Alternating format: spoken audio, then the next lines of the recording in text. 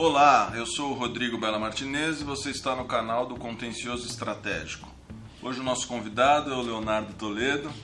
Ele é bacharel, mestre e doutor pela USP.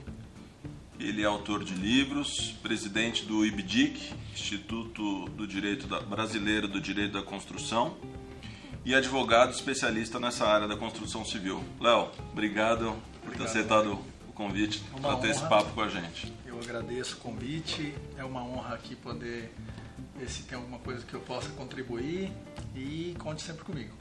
Vamos lá então. Pessoal, aproveitando, o canal está entrando numa nova fase, aproveitem para se inscrever, quem é novo por aqui. Todas as segundas-feiras teremos vídeos novos.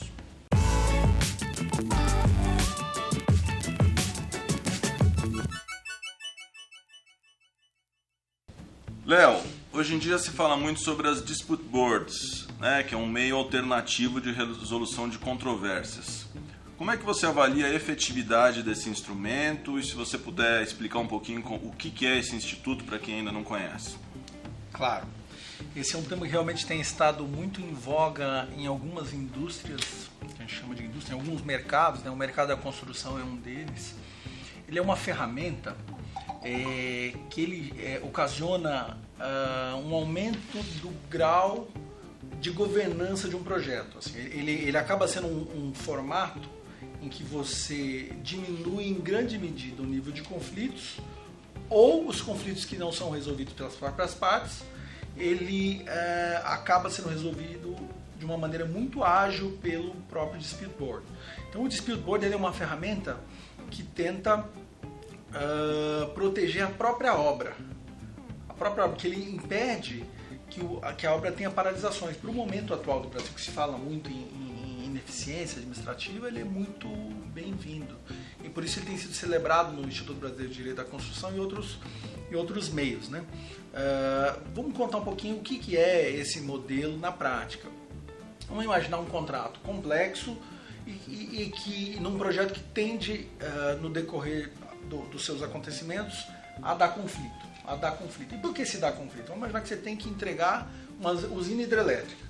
Normalmente o dono do projeto ele faz um projeto que pode estar num nível básico, executivo, mas enfim, o fato é que ele vai ter que contratar uma construtora, e aí tem vários formatos de contratação, para entregar aquela hidrelétrica. E ele paga um dinheiro para essa construtora trazer aquele ativo e fornecer tudo para ele. No andar da carruagem, no desenvolver do projeto, muita coisa muda. Tem muitos detalhes. Detalhes, muitas interfaces, são quase infinitas. E tudo isso gera uma mudança daquele preço que ele combinou de alterar ou do prazo, porque o número de variáveis é quase infinito. Então a certeza que você tem numa obra é de que algo vai mudar. Isso nunca muda em qualquer obra, que algo vai mudar no meio do caminho, principalmente nas mais complexas. E o Dispute Board ele vai sendo uma ferramenta de lidar com esses conflitos que advêm dessas negociações que tem que acontecer em cada uma dessas mudanças. A gente pode chamar que seria uma prévia e mini jurisdição ali de uma forma de se interpretar. Mas aí o que se faz no Dispute Board? Tem dois formatos, tem o Dispute Board ad hoc e o Dispute Board permanente. No Dispute Board permanente você indica os especialistas técnicos sêniores, imparciais, não ligados diretamente a nenhuma das partes, para que eles formem um board que vai funcionar de acordo com certas regras e que vai receber as demandas relacionadas àquele projeto de tempos em tempos.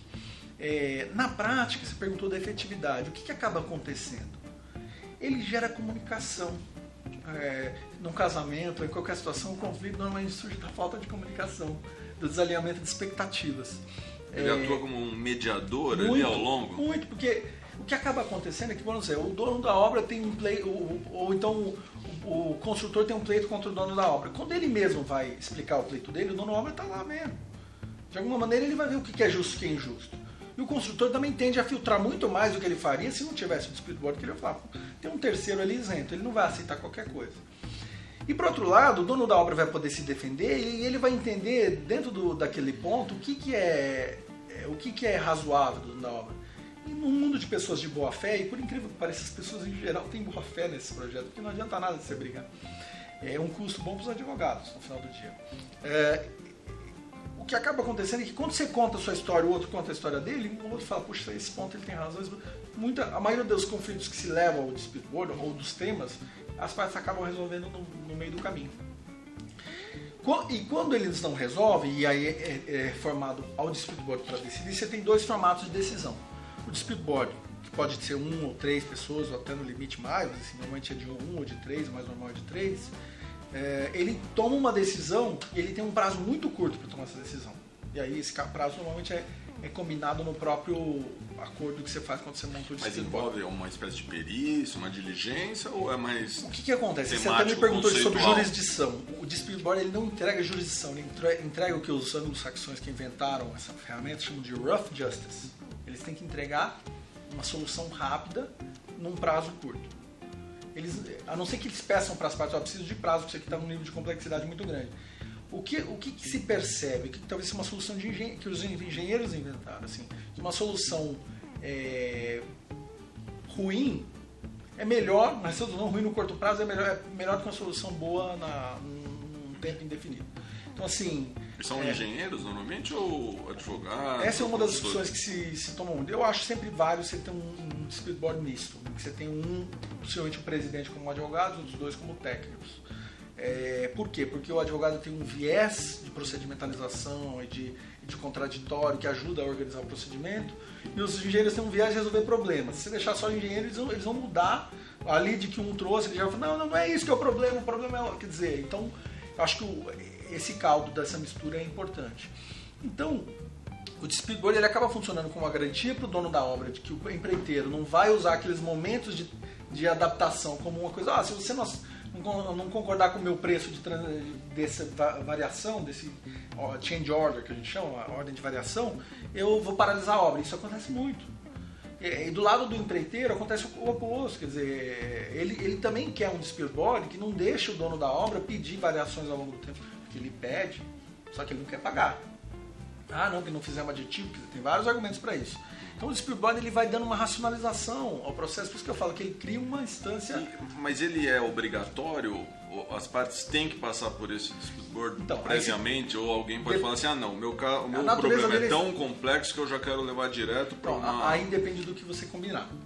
Como ele é um instituto totalmente contratual, ele não precisa acontecer. Então se você quiser colocar que ele é obrigatório, ele vai ser obrigatório. E aí tem uma discussão até que ponto ele é... Aí tem uma discussão se isso de alguma maneira gera algum problema de ordem processual e deixo para você. Mas ele normalmente, você tem 2 formatos. Tem o dispute board de recomendação e o dispute board que a gente chama de adjudicação. E é interessante você pensar nisso, porque o de recomendação ele só dá um parecer. E o de adjudicação dá um parecer vinculante, que a parte pode até depois subir a questão, mas enquanto a questão não for decidida em cima, está valendo a decisão do dispute board. Eu acredito muito mais no vinculante. Mas mesmo o dispute board de recomendação, o que ele acaba acontecendo? Na cabeça da pessoa, vamos dizer, da parte litigante, ele cria um parâmetro tão claro do que pode acontecer no juízo, e existe inclusive estatísticas, existe uma associação que chama de RBF, que faz estatísticas de reversão de decisão do dispute board, são pequenas. São poucas. Nós tivemos um case importante no Brasil recentemente, que até o nosso escritório que cuidou, que foi uma decisão do metrô em cima de um dispute board do metrô, que o metrô conseguiu judicialmente travar a eficácia de uma decisão que foi dada por um board num dos seus contratos da linha 4. Nós fomos contratados para tentar reverter essa liminar. E conseguimos. E o nosso argumento para o tribunal foi exatamente, olha, essa decisão é ótima, e mesmo que não fosse, aqui nós estamos falando de eficiência. E para o mercado, essa ferramenta só funciona se ela puder ter eficácia de curto prazo. A menos que você ache um erro aqui crasso, não tenha. Priorize a decisão técnica. A gente até brinca que o Ricardo Medina, nosso sócio aqui, foi o autor da lei municipal que instituiu os dispute boards no município de São Paulo, e que está sendo replicado em nível federal, está sendo replicado em alguns outros municípios, se tornou um parâmetro aqui no Brasil. E a gente até brinca assim que a gente precisa fazer um artigo inventando um princípio para os dispute boards, indubio pro DB. Indubio mantém a decisão do dispute board. Aí o Medina brinca que isso aí desde o direito romano já existia esse princípio, indubio pro DB. Então, assim, priorizar a solução técnica, entender que é uma solução que entrega uma justiça rápida, isso é mais importante no caso do que uma justiça perfeita, né? Eles falam exatamente isso. Agora, o dispute board no Brasil está em xeque nesse momento por algumas razões. Né? Nós tivemos um case importante no caso do Rodoanel Norte no DERSA, que houve decisão do dispute board, que de alguma maneira o Tribunal de Contas não deu muita atenção a essa decisão como sendo algo que para ele não tem valor nenhum. Então, a depender de como os órgãos de controle vão interpretar os dispute boards, corre-se o risco de se tornar uma ferramenta que no Brasil não funcionaria. Mas ainda está em fase de maturação. Para contratos públicos, ela ainda está em fase de teste. A gente participou desse case, que é um case que até saiu depois no Valor Econômico, porque é onde está sendo a primeira vez que foi colocada à prova uma decisão do DB. No primeiro momento, a decisão do primeiro grau afastou, porque ele não sabia nem o que era aquilo. Eu fui lá com o juiz e falei, o que é esse dispute board? O que é isso? É um funcionário público? O cara falou isso para mim. Não, eu mostrei da experiência internacional. Ele falou, mas isso aqui é obra pública. Eu falei, doutor, obra pública dá problema igual a obra privada. Não muda nada. Se você não tiver esse tipo de ferramenta de estabilização contratual, você vai ter problema. E por que obra pública não tem que ter eficiência? Tem que ter eficiência. Muito mais do que a obra privada. Você abrir mão dessa ferramenta, talvez seja um ato de improbidade. Porque, de verdade, você precisa dessas ferramentas para... Ficar mais caro e mais demorado. Ficar mais caro e mais demorado. Quer dizer, então a gente tem que ser racional. E o dono do dinheiro ainda não está ali para controlar. É esse processo irracional que o Brasil vive nesse momento. Mas, enfim, espero ter elucidado um pouco dos dispute boards aí. Mas ainda falando em conflitos na área de construção civil, Léo, em paralelo, o mercado hoje recorre muito à arbitragem, talvez pela construção civil demanda muito perícia, análises técnicas e engenharia. E o Instituto da Arbitragem, que já deve estar aí há mais de 20 anos, né, positivado no Brasil, ele ainda não é algo pacífico, digamos assim. Eu, pelo menos, vejo muitas críticas em relação aos custos envolvidos, ao tempo de duração, que não é tão curto quanto se desejava, e até, em algumas situações, quanto à qualidade das decisões, que às vezes o árbitro tende a tentar acomodar, não dá aquela decisão como um juiz togado, talvez tenha mais vocação. Como é que tem sido a tua experiência com a arbitragem? Qual a tua visão sobre ela? Eu acho que uma das primeiras coisas que as pessoas têm que ter em mente é que a arbitragem não é para qualquer caso. A arbitragem do Brasil se tornou realmente cara e relativamente lenta, principalmente em segmentos como o da construção, em que você necessariamente vai cair por uma perícia técnica e econômica, e aí essa perícia é caríssima, até porque tem poucos profissionais que estão fazendo ela de uma maneira como se deve, e aí você acaba tendo um certo tempo de demora pela complexidade do procedimento. Só que a arbitragem é um procedimento que hoje no Brasil ele já está totalmente maturado, ou seja, já não é uma insegurança mais que havia até a confirmação da constitucionalidade da lei de arbitragem,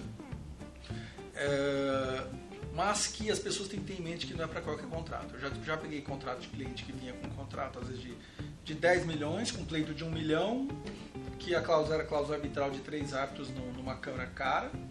A gente falou, olha, para pegar essa arbitragem a gente vai cobrar metade disso, sei lá. Então o recheio vai ficar não mais faz caro que o sentido bolo. para você, aí você vai precisar pegar outra estratégia. Enfim, a gente ajudou ele de alguma maneira, enfim, mas o fato é que a gente tem que ter um corte, cuidado com. Mas tirando esse aspecto de segmentação por valor, digamos assim, em relação à efetividade e à qualidade, como é que tem sido a tua visão? A qualidade da decisão arbitral acaba sendo muito melhor que a decisão judicial, nesses contratos de alta complexidade, porque o fato, eu tenho um juiz uma esposa juíza em casa. Uma magistrada no lar. Eu sei a realidade dos juízes, ele tem que dar 3, 4 sentenças por dia. Um árbitro vai dar uma sentença a cada 15 dias, um mês. Vai dar mais realidade. atenção São 3 aos partes, detalhes. com nível de atenção é muito maior, não tem nem comparação. Até se exagera um pouco, às vezes, nos recursos que as partes têm utilizado, o máximo de recurso para deixar a arbitragem cada vez mais complexa. Tem que tomar um pouco de cuidado, que às vezes a arbitragem está se procedimentalizando, que tira aquela fluidez que deveria no procedimento. Mas não tenha dúvida que em contextos de complexidade, como são os projetos de construção, ninguém mais foge da arbitragem em projetos acima de um certo valor. Aqui no escritório eu costumava usar um corte de 40 milhões. Abaixo de 40 não vale a pena economicamente. Ou então você pode criar uma cláusula escalonada, quando o valor da causa for abaixo de um certo valor. Você pode pensar em árbitro único em certas situações, mas a arbitragem de árbitro único gera um pouco de desconforto. Mas você acha que o segmento procura evitar o judiciário a qualquer preço? Ainda que o valor seja alto, as decisões judiciais tendem a ser rasas ou sem a atenção tem e um complexidade caráter de devida? aleatoriedade maior na decisão judicial, porque você vai ter que entrar num nível de tecnicidade ali. Uma audiência arbitral dura uma semana. Quanto tempo dura uma audiência judicial? 2, 3 horas. Então assim, uma semana. De 8 da manhã às 8 da noite, às vezes. Os árbitros perguntando, coloca perito com perito, fazendo o que a gente chama de hot tubbing, que é uma cariação, chama um perito terceiro independente, claro que o taxímetro vai correndo, mas você tendo um projeto que tem escala para bancar, obviamente não dá para comparar com o judiciário, embora alguns juízes eu vejo que são muito bons, muitos juízes são muito bons, quer dizer, tem uma qualidade de decisão excelente, mas você corre o risco de a realidade dele não permitir que ele entre no detalhe no nível que precisa nesse tipo de projeto. Então, acho que já é uma obviedade a arbitragem nos projetos acima de um determinado valor. E a gente não imagina não ter arbitragem para projetos acima de um determinado valor. Isso ninguém no mercado já... Não é admissível. Não. A não ser num projeto... Risco, né? Que tem uma empresa pública que não quer... Porque assim, mesmo empresa pública, se for financiada, por exemplo, pelo BID, Dersa, Metrô, esses projetos, todos têm arbitragem, o Speedboard também. Bom, vamos mudar um pouquinho de assunto, Léo. Vamos falar agora do contrato de aliança. Eu sei que você tem um livro sobre isso, foi a sua tese de doutorado. A gente pode falar que você é uma autoridade no assunto hoje no Brasil. Muita gente não conhece... E a pergunta que fica é, num contrato de aliança em que as partes são aliadas, ninguém briga, não tem contencioso ou também tem? Como é que resolve? Dá uma pincelada para a gente enxergar o que é essa relação de aliança. Deixa a gente contar um pouco o que é um contrato de aliança. Lembra daquele exemplo que eu falei da hidrelétrica, em que um entrega um ativo pronto, rodando, com a chave na mão e o outro dá dinheiro? A aliança muda a perspectiva. Enquanto esse contrato tradicional pensa em um dar o dinheiro e outro dar o ativo, dar o equipamento, a construção civil, montagem, na aliança eles tratam aquilo como se fosse a entrega daquela obra toda como um objetivo comum. E criam incentivos de, olha, se a gente atingir com aqueles parâmetros, a gente consegue ganhos em comum. Se a gente não entregar com aqueles parâmetros, a gente vai ter perdas em comum. Então a gente tenta criar incentivos de ganha-ganha e perde-perde. Ou eu perco junto com o dono da obra, e com os principais fornecedores, e aí tem mecanismos de multas compartilhadas e bônus compartilhados, ou eu ganho junto. Quando no sistema tradicional existe aquela noção de que é quase um jogo de soma zero, para eu ganhar você precisa perder, ou seja, se eu entregar menos qualidade, você vai ter ganho mais, você vai ter pago mais por um ativo de um valor inferior, quer dizer, fica aquele, como se fosse um caminho polarizado. O que a aliança fez? Foi uma invenção da indústria de implantação de óleo e gás a partir do Mar do Norte, né? Que disse o seguinte, olha, vamos criar esses parâmetros. Primeiro, nós temos um time comum, são todos seres humanos. É um contrato relacional na essência. Ele tenta transformar um contrato polarizado num contrato relacional e colaborativo. Vamos botar todos os principais players juntos, vamos criar incentivos comuns, vamos criar alguns princípios comuns. Não adianta ficar buscando a culpa de fulano e ciclano, buscar a solução, foco no projeto. Vamos tentar criar uma governança compartilhada, um time compartilhado, quer dizer, muda completamente a perspectiva de como está estruturado o projeto tradicional, como muda também a perspectiva de como o direito tem que interpretar essa realidade. Imagina, inadimplemento aqui é um conceito completamente diferente, porque você imagina que não é meu, é nosso. Imagina se eu faço um contrato assim, ó, num projeto tradicional, se eu for te vender esse copo, eu te dou o copo e você me dá o dinheiro. Num projeto de aliança, diz o seguinte, olha, nós dois vamos entregar esse copo junto, obviamente que a parte financeira você vai aportar, mas nós vamos entregar os projetos juntos, o copo junto. Se ele sair com as premissas que nós dois vamos combinar, a gente ganha junto. E não é só a parte financeira. Quando você une o time, você cria sinergias, né? Então aquele problema de adaptação que eu estava comentando com você ao longo do tempo, ele é resolvido mais fácil. Você está num time só, todo mundo está vendo o problema igual. Um projeto tradicional tem assimetria informacional dupla. Você não sabe que copo de verdade eu estou te vendendo na hora que eu te entrego o copo. E eu não sei várias informações que você me deu quando eu tinha que fazer o copo. Você me passou informações sobre premissas geológicas, premissas de stakeholders, por exemplo. Você não sabe o tanto que existe, às vezes, uma investigação geológica ou investigação, às vezes, até de cunho criminal, qualquer coisa que possa afetar o projeto. Eu assumo um compromisso então, no e fundo, pautando em outra informação. Porque você segura a informação, que se você me der muita informação, eu vou precificar isso aqui alto. Então existe um estímulo à não colaboração. Quando você vai diminuindo esses estímulos, ele tende a gerar uma performance melhor. Tudo bem, mas as partes estão aliadas. E não tem briga, porque eles continuam sendo seres humanos. Desde que o mundo é mundo dos seres humanos, dei uma os outros se desentendem. Eu dei uma explicadinha básica sobre o modelo. Costuma-se dizer que para não ter conflito formal, você precisa ter briga informal no sentido saudável. Você querer dar um problema numa situação, numa relação, é você não ter conflito adequado. Olha, vamos tratar essa questão? Isso aqui, discordar, achar problemas em comum e trazer a questão é uma saída para não ter um conflito escalado.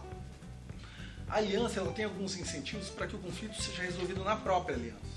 Não deixe escalar muito. E na minha tese de doutorado eu tive condição de fazer um estudo empírico sobre aliança na Austrália e no Brasil. E na Austrália é onde esse modelo realmente pegou. E você vê que realmente não tinha arbitragem, não tinha jurisprudência, não tinha nada. Porque na verdade é uma situação em que eles usam mecanismos de gestão de relacionamento para evitar conflito. E mas isso chega tem a ser efeito... planilhas abertas ou não? Totalmente. Open Book, você diz, a informação tem que ser... Não existe colaboração sem transparência. Então, esse é das dores do fornecedor, né? Porque ele tem que abrir os números dele, abrir informações sensíveis, né? Então, normalmente se cobra uma taxa de administração, então não se cobra, não se faz preço fechado, igual seria um modelo tradicional, né? Então, assim, tem efetividade? Tem. Só que tem uma série de desafios. Botar isso de pé em situações que a cultura adversarial é muito forte é muito difícil. Os modelos de aliança no Brasil, eles tiveram muita dificuldade de se afirmarem como um modelo de sucesso. E ainda não é uma coisa que o mercado olha com desconfiança. Mas assim, eu participei de alguns desses projetos, vários, e eu percebo que, na verdade, houve muita falha de compreensão do modelo e, ao mesmo tempo, uma falha de implementação, que é assim, o brasileiro tem mania de cortar caminho. Então, assim, às vezes, um projeto que custa mais barato, para o dono da obra, ele olha, um projeto que custa mais barato. Ele esquece que ele vai ter que fazer uma mudança organizacional, cultural das pessoas que vão ser as lideranças dele. Pro dono às vezes para o construtor, ele pensa, é um projeto que tem menos risco, porque está compartilhado. Ele esquece que também ele vai ter que ser outro tipo de fornecedor ali. Então, assim, em algum momento, algum fornecedor, algum player vai melhorar a forma de adaptar isso à cultura brasileira. Mas hoje ainda não pegou no Brasil? Tem algumas alianças que deram certo, algumas que deram errado, e até o dar errado é muito relativo. Porque assim, se der errado, comparado talvez com as australianas, que foram feitas de uma maneira sem conflito. Mas o que teria acontecido se fosse um EPC ali? Teria dado conflito do mesmo jeito, porque o EPC dificilmente termina sem algum tipo de conflito. Já está na conta, digamos assim. Então, acho que no Brasil ainda tem um passo aí. Eu fiz um artigo só sobre isso, só sobre por que no Brasil derrapa-se com aliança. E tem muito a ver com isso, quer dizer, com a falta de engajamento das pessoas em criar as condições que não são meramente. Não é só assinar um contrato que diz que você tem que colaborar, você vai colaborar. Se a mesma pessoa que está ali está funcionando do mesmo jeito. Então é um tema, para mim, apaixonante, porque ele mostra mudanças de paradigma que uma hora vem. Muito interessante. Uma hora vem. E a hora que vier, o mercado é obrigado a acompanhar. Porque se não acompanhar. Não, mas trazendo para o nosso métier aqui, no contrato de aliança é prevista alguma solução de controvérsia? A controvérsia é admissível ou não é nem considerada? É interessante você fazer essa pergunta, porque eu fiz essa pergunta no meu estudo empírico, no doutorado, e no Brasil se respondeu de um jeito, na Austrália se respondeu de outro.